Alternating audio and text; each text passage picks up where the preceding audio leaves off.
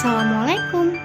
Di video kali ini, Aca mau share tentang anamnesis dan pemeriksaan fisik respirasi pada anak. Happy watching!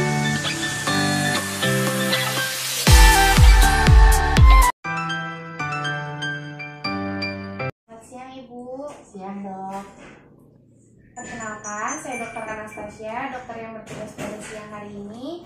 Dengan Ibu siapa? Dengan Ibu Heni dok. Ibu Heni. Ini anaknya namanya siapa Bu? Fajar Kenzi dok. Fajar Kenzi. Usianya berapa? 9 tahun. 9 tahun. Alamatnya di mana Bu? Pondok Cina Depok. Anaknya di Pondok Cina. Baik Ibu, ada keluhan apa ini anaknya Bu? Ini dok udah 3 hari dia pilek. Awalnya pilek aja, tapi dari semalam dia jadi batuk juga, batuknya ngerok-ngerok. Oh, batuknya baru semalam ya? Ya, Batuknya berdahak ya Bu ya? iya batuknya berdahak. Itu Ibu bisa diceritakan nggak awalnya kenapa anaknya bisa flu seperti ini? Dari 3 hari yang lalu itu dia main panas-panasan dok, kayak main layangan kali ya. Itu dari siang-siang sampai sore nggak pulang. Nah pas pulang sore mandi, begitu habis maghrib keluar ingus tapi yang bening. Oh gitu. Terus hari ketiga ingusnya itu berubah jadi lebih warnanya kayak susu gitu, terus batuk. Oh, jadi batuknya itu saat ingusnya berubah warna ya Bu Ya. ya?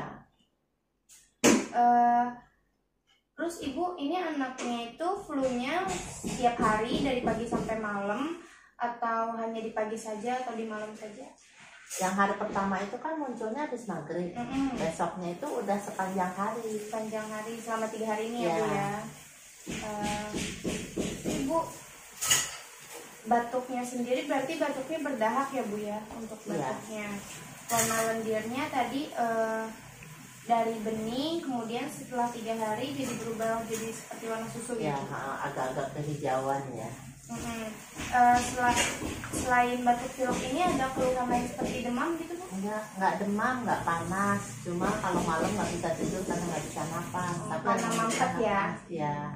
Berarti hanya flu dan batuk aja ya Bu? Iya. Sebelumnya pernah seperti ini juga nggak adanya? Iya, kalau batuk pilek ini kan penyakit rutin ya. Kalau lagi musim hujan, di musim pancaroba kayak gini. Tapi ini yang terakhir ini udah ada 6 bulan dia nggak sakit seperti ini. Gitu. Untuk penyakit lainnya, apakah adanya dari penyakit lain selain penyakit ini? Alhamdulillah sih enggak ya dok. Enggak ada, alhamdulillah Bu. Kalau adanya ada riwayat alergi nggak Bu? Setahu saya sih enggak ya, tapi kan dia juga belum mengkonsumsi macam-macam obatnya ya. Jadi sejauh ini kalau cuma minum paracetamol sih enggak ada alergi ya. Terus untuk alergi makanan atau di cuaca dingin, cuaca panas gitu? Oh, paling kalau dia makan telur bisulan dok. Oh gitu. Tambahan dok, Iya. kemarin anak saya agak sulit tidur, itu biar bisa tidur saya kasih Bodrexin. Oh, sudah diberi Bodrexin ya Bu? Itu pemberian Bodrexinnya itu dari kapan Bu? Malam aja kalau dia nggak bisa tidur. Kalau siang kan mungkin karena dia masih main nggak berasa, karena dia nggak panas. Oh, tapi itu ibu memberikan Bodrexinnya itu dari pas dia kena flu itu? Dari hari kedua. Dari hari kedua hari flu. pertama enggak. Hari kedua. Hari kedua untuk membantu biar bisa tidur ya Bu? Ya. Selain Bodrexin ada yang diberikan lagi obatnya Bu? Enggak. Itu aja Bu? Kasih terapi air hangat aja. Ini kebiasaan sehari-harinya hanya sampai sekolah atau hanya bermain aja? Semenjak pandemi dia cuma main aja. Kalau di sekolah sih dia sekolah sampai jam 3. Setelah itu pulang mandi, terus sore dia ngaji, istirahat ya habis maghrib. Kalau sekarang karena pandemi sekolahnya libur, jadinya mainnya dari pagi sampai maghrib. Jadi ini sehari-harinya berarti untuk saat ini main ya Bu ya? Ya. Kalau Ibu sendiri tahu nggak di antara teman-temannya ini ada yang seperti ini juga nggak di lingkungan bermainnya? Di lingkungan bermainnya mungkin ada ya, tapi kalau yang sama dia main dekat enggak lagi pada sehat. Untuk di keluarga sendiri ada yang seperti ini juga Bu? Untuk saat ini enggak, sehat semua alhamdulillah. Untuk imunisasinya dulu ini adanya lengkap nggak Bu? Alhamdulillah imunisasi dasar sih lengkap ya, yang diprogramkan sama puskesmas mah lengkap. Oh ya begitu ya Bu. Oke baik Ibu, mungkin untuk mendiagnosis penyakit dari anak Ibu, saya akan melakukan beberapa pemeriksaan. Mungkin nanti akan anaknya dibaringkan di tempat tidur pasien, dan mungkin anaknya nanti akan dirasakan tidak nyaman saat pemeriksaan. Tapi pemeriksaan ini penting, jadi apakah Ibu bersedia? Ya, bersedia. Ada yang ingin disampaikan lagi Bu? Oh, cukup. Oke baik Ibu, kita lanjut ke pemeriksaan fisik ya Bu ya. Kita sama Bu Dokter.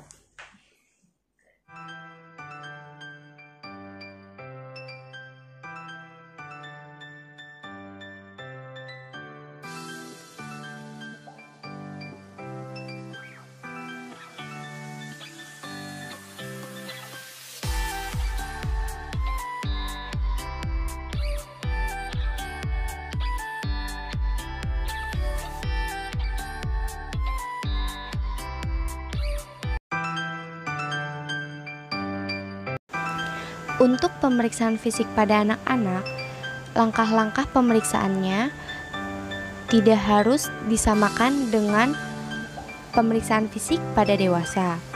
Tetapi, bila anaknya kooperatif, langkah-langkahnya bisa disamakan seperti langkah-langkah pemeriksaan fisik pada dewasa. Untuk pemeriksaan fisik pada anak yang tidak kooperatif, diutamakan untuk pemeriksaan auskultasi. Jadi, setelah pemeriksaan inspeksi, didahulukan pemeriksaan auskultasi.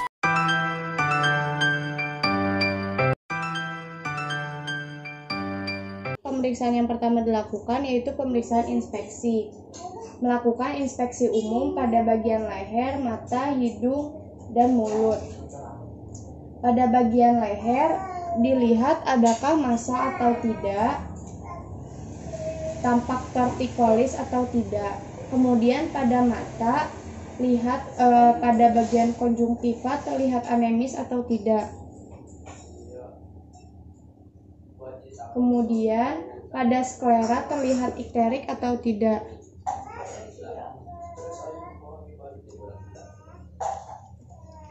Kemudian untuk bagian hidungnya dilihat apakah ada nafas cuping hidung atau tidak, adakah sekret, dan adakah bekuan darah.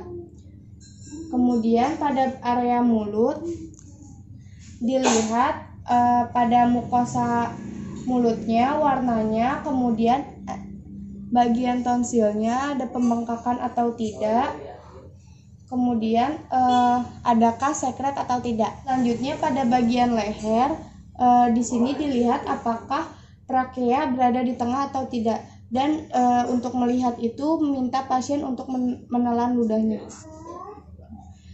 Di sini terlihat pergerakan pada leher yang menandakan trakea terdapat di tengah. Kemudian pada inspeksi tidak terlihat pembesaran kelenjar getah bening. Kemudian melakukan inspeksi bentuk dada, dilihat apakah bentuk dada pasien simetris atau tidak. Kemudian bagaimana kesejajaran tulang-tulang kostenya, apakah pasien menggunakan otot-otot tambahan untuk bernafas. Kemudian perhatikan apakah terdapat daerah-daerah yang menonjol atau retraksi lokal pada dinding dada waktu bernafas. Selanjutnya melakukan pemeriksaan palpasi pada leher.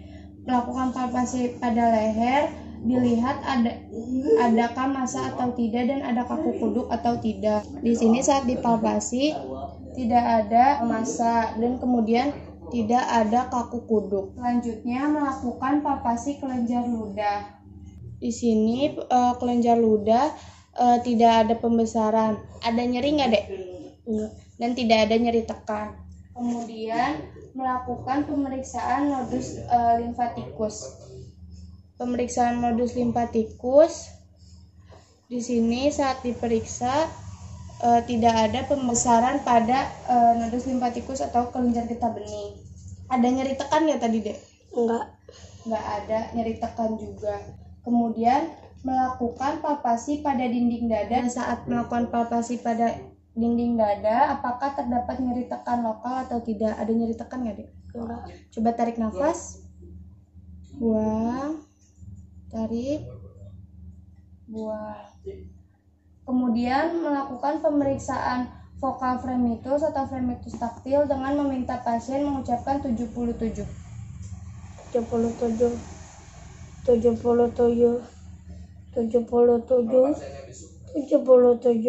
Pada saat pemeriksaan fremitus taktil tidak ada perbedaan getaran pada dinding dada kanan dan dinding dada kiri pasien.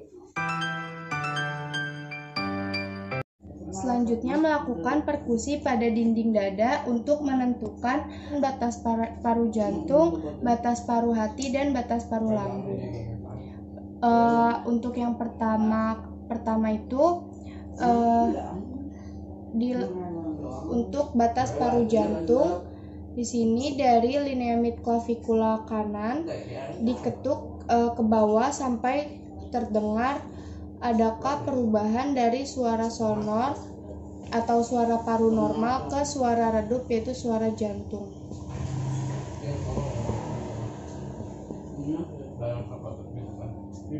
Dari ICS 4 geser ke arah medial atau ke linea parasternal line yang kanan, kemudian diketuk. Di sini pada ICS 4 terjadi perubahan suara dari suara sonor ke suara redup, yaitu berarti batas kanan paru jantung pasien. Kemudian untuk batas kiri paru jantung itu dari linea clavicula, kemudian diketuk ke bawah sampai terdengar perubahan dari suara sonor ke redup.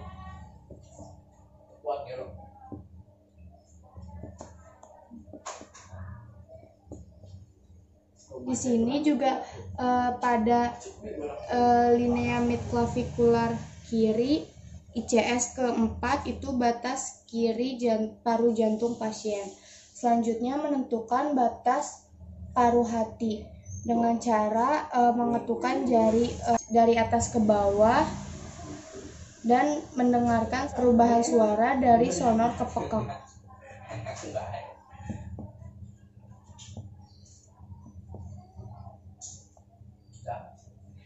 Di ICS 6 pasien di sini terdengar perubahan suara dari sonor ke pekak dan itu merupakan batas paru hati. Selanjutnya batas paru lambung dari linea axillaris anterior diketuk dari atas ke bawah.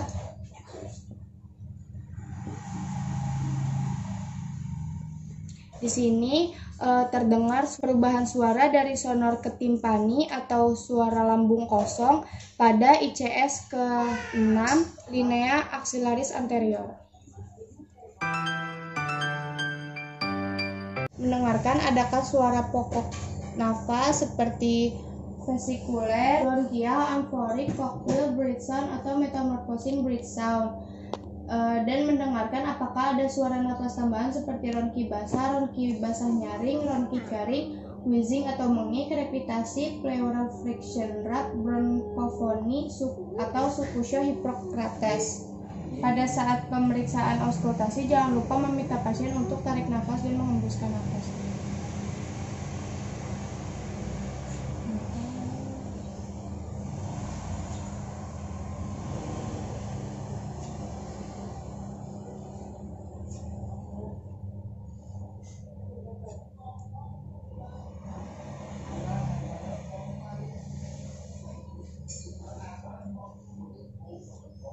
Pada saat pemeriksaan auskultasi anterior tidak terdengar suara tambahan, yang terdengar hanya suara nafas pokok yaitu vesikuler atau suara nafas normal.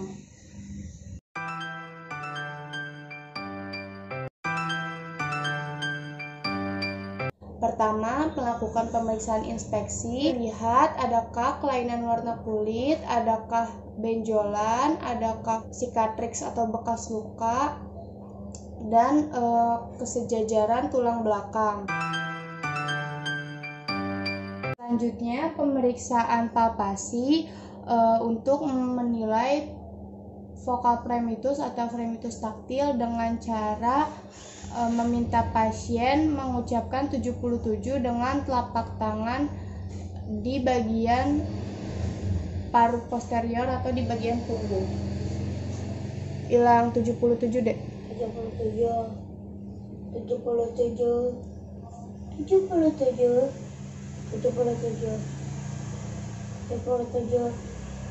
Pada saat pemeriksaan fremitus taktil, getaran pada paruh posterior normal, tidak dan pada paruh kanan dan paruh kiri tidak ada perbedaan getaran. Selanjutnya pemeriksaan perkusi pada paruh posterior dimulai dari atas ke bawah mendengarkan suara paru, yaitu suara sonor.